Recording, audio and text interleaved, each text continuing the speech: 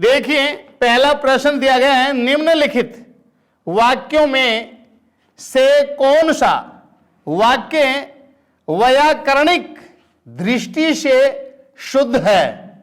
Option A में दिया गया है, मैं आज प्रातःकाल के समय घूमने गया था। बी में दिया गया है, उसे एक मोतियों की माला दे दो। सी ऑप्शन में है, खरगोश को काटकर गाजर खिलाओ। और डी में दिया गया है, मैं रात भर जागता रहा।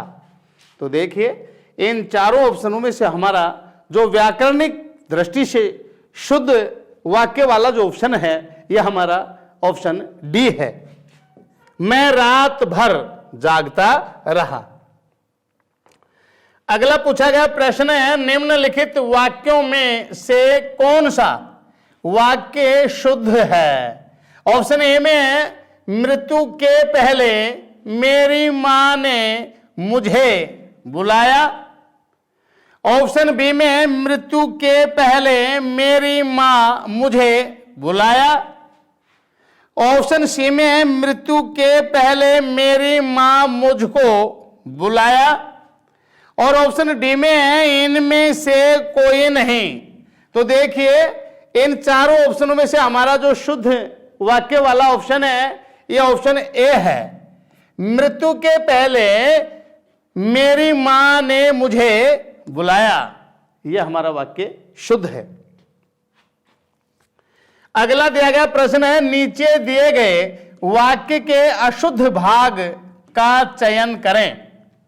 ऑप्शन ए में है, उनका परिचय कराते हुए। बी में, मैंने कहा कि वे। सी में, मेरे बहुत ही निकट के। डी में, आत्मीय रिश्तेदार हैं। ई में, कोई त्रुटि नहीं। तो देखिए इन चारों ऑप्शनों में से हमारा जो अशुद्ध भाग वाला जो ऑप्शन है यह ऑप्शन डी है, आत्मीय रिश्तेदार हैं। जबकि यहां बहुवचन है और आत्मीय नहीं आता, इसमें क्या आता, उनका परिचय कराते हुए मैंने कहा कि वे मेरे बहुत ही निकट के रिश्तेदार हैं, ये होता। तो इसमें ऑप्शन कौन सा अशुद्ध है, डी ऑप्शन अशुद्ध है।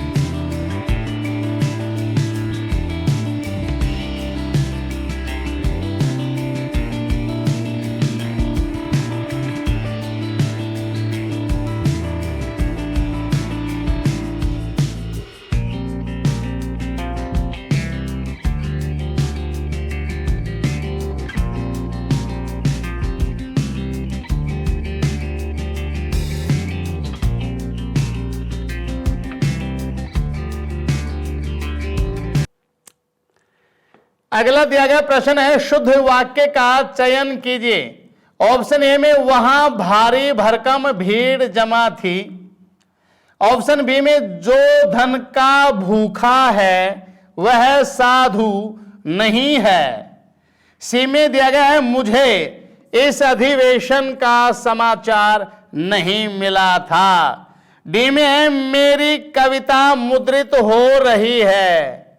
तो देखिए इन चारों ऑप्शनों में से हमारा जो शुद्ध ऑप्शन वाला जो ऑप्शन है, शुद्ध वाक्य वाला ऑप्शन, ये हमारा बी है, जो धन का भूखा है वह साधु नहीं है। अगला प्रश्न है, शुद्ध वाक्य का चयन कीजिए। ऑप्शन ए में है, हमारे यहां तरुण नवयुवकों को काम सिखाया जाता है। तो तरुण और नवयुवक तो एक ही होता है। बी में है पंडित जी की मृत्यु का हमें खेद है। सी में है यही नहीं बल्कि वे वहां से चले भी गए। डी में है मुझसे यह काम संभव नहीं हो सकता। तो इसके लिए हमारा जो शुद्ध वाक्य वाला जो ऑप्शन है वो सी है, यही नहीं बल्कि वे वहां से चले भी गए। अगला प्रश्न है निम्न वाक्यों में से सही वाक्य का चयन कीजिए।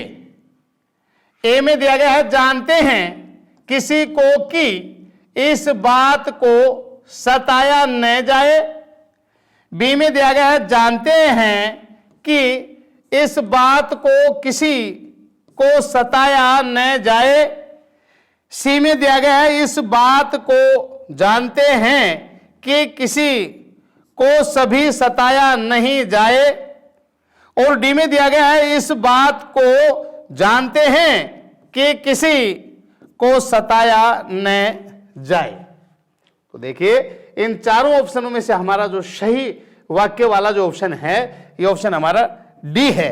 इस बात को जानते हैं कि किसी को सताया न जाए। अगला प्रश्न दिया गया है सही वाक्य का चयन कीजिए। ऑप्शन ए में है देश सदा महात्मा गांधी का ऋणी रहेगा। बी में दिया गया है महात्मा गांधी को देश सदा ऋणी रहेगा। सी में है महात्मा गांधी का सदा देश ऋणी रहेगा। डी में है देश महात्मा गांधी का सदा ऋणी रहेगा। तो देखिए इन चारों ऑप्शनों में से हमारा जो शुद्ध वाक्य वाला जो ऑप्शन है ये ऑप्शन हमारा इसमें डी है, देश महात्मा गांधी का सदा ऋणी रहेगा। बाकी ये तीनों जो ऑप्शन हैं ये व्याकरणिक दृष्टि से अशुद्ध है। अगला प्रश्न है निम्नलिखित में शुद्ध वाक्य को चुनें। ऑप्शन ए में वह आज बंबई अवश्य जाएंगे। बी में है संभवतः वह आज बंबई अवश्य जाएगा। सी में वह आज मुंबई अवश्य जाएगा। और डी में है शायद वह आज मुंबई अवश्य जाएगा। तो देखिए इन चारों ऑप्शनों में से जो शुद्ध वाक्य वाला हमारा जो ऑप्शन है ये सी ऑप्शन है, वह आज मुंबई अवश्य जाएगा। बाकी इसके अलावा जो ये तीन ऑप्शन हैं ये अशुद्ध हैं। अगला प्रश्न दिया गया है इसमें भी हमें शुद्ध वाक्य चुनना है। बाघ और बकरी एक घाट पानी पीते हैं। बी में है बाघ और बकरी एक घाट पानी पीती है। सी में है बाघ और बकरी एक घाट पर पानी पीती है। और डी में है बाघ और बकरी एक घाट पर पानी पीते हैं। तो देखिए इन चारों ऑप्शनों में से हमारा जो शुद्ध वाक्य वाला ऑप्शन है ये हमारा डी ऑप्शन है, बाघ और बकरी एक घाट पर पानी पीते हैं। अगला दिया गया प्रश्न है इसमें भी हमें शुद्ध वाक्य को चुनना है। ऑप्शन ए में है हमारे शिक्षक प्रश्न पूछते हैं। बी में है हमारे शिक्षक प्रश्न करते हैं। सी में है हमारे शिक्षक प्रश्न लगाते हैं।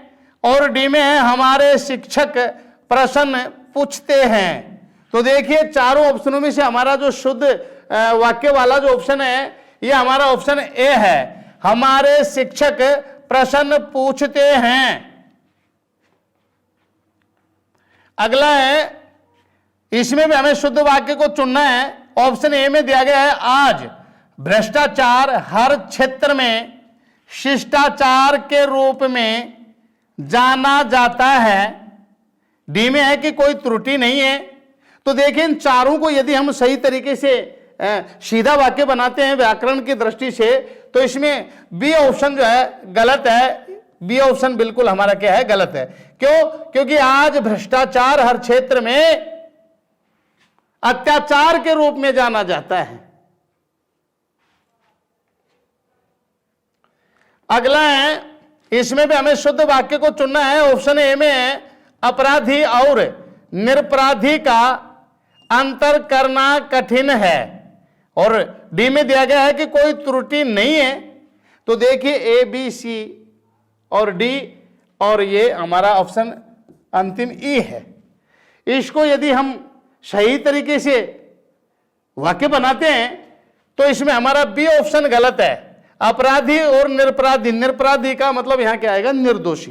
तो अपराधी और निर्दोषी का अंतर करना क्या है, कठिन है। तो इसमें हमारा बी ऑप्शन क्या है, गलत है। अगला प्रश्न है, इसमें भी हमें शुद्ध वाक्य को चुनना है। ऑप्शन ए में दीपावली पर कुछ लोग, बी ऑप्शन में चमचमाती चांदी के बर्तन, सी ऑप्शन में खरीदने का लोभ सहवर्ण न कर सके, डी में कोई त्रुटि नहीं है। तो देखिए इन चारों ऑप्शनों में से यदि हम शुद्ध वाक्य चुनते हैं तो इसमें हमारा सी ऑप्शन गलत है। खरीदने का लोभ सहवर्ण न कर सके, इसका कोई अर्थ ही नहीं होता।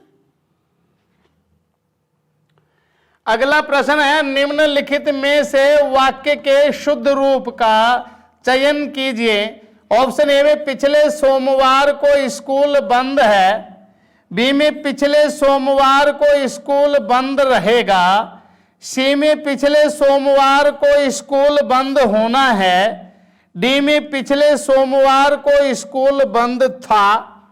तो देखिए इनमें सही जो शुद्ध वाक्य हमारा डी ऑप्शन है, पिछले सोमवार को स्कूल बंद था, जबकि ए में पिछले सोमवार को स्कूल बंद है, इसका मतलब वर्तमान में, जबकि बात हो रही पिछले की, भूतकाल में। पिछले सोमवार को स्कूल बंद रहेगा, यह भविष्यत काल की बात कर रहा है। पिछले सोमवार को स्कूल बंद होना है, तो ये वर्तमान की बात कर रहा है। तो इन चारों ऑप्शनों में से हमारा जो शुद्ध वाक्य है ये डी है कि पिछले सोमवार को स्कूल बंद था। अगला दिया गया प्रश्न है, वाक्य के शुद्ध रूप का चयन कीजिए। ऑप्शन ए में उन्हें एक पुत्र है, बी में उनको एक पुत्र है, सी में उनका एक पुत्र है, और डी में उनके एक पुत्र है। तो देखिए इन चारों ऑप्शनों में से जो शुद्ध वाक्य है यह हमारा डी ऑप्शन सही है। इसमें उनके एक पुत्र है।